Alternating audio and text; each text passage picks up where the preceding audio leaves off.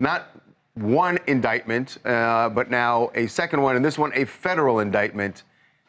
This, at some point, like, the cases are going to actually be in court, and how does he continue to campaign for president while this is going on?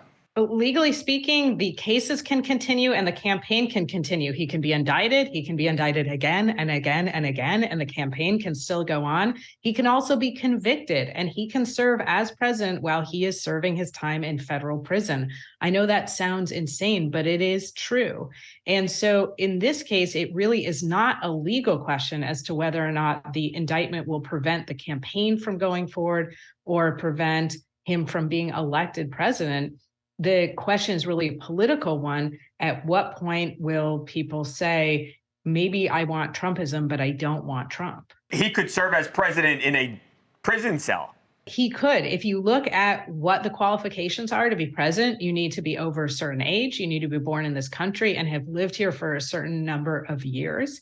And there is one provision of the Constitution. It's part of something called the 14th Amendment, Section 3. And it essentially says if you engage in an insurrection or helped people engage in an insurrection, then you shouldn't hold federal office.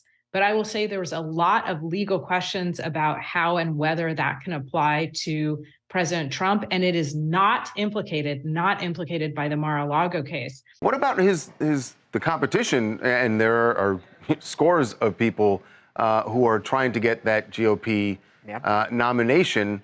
Isn't this is great for them? I would think that you just go out on the campaign trail and say, do you want to elect a president who's actually behind bars? Well, I think for the ever-growing field, it's a difficult needle to thread in the sense that they want Trump's voters. They wanted those people who supported the president, and they don't want to anger that group, but they want to say, I can provide you with everything you want without the drama.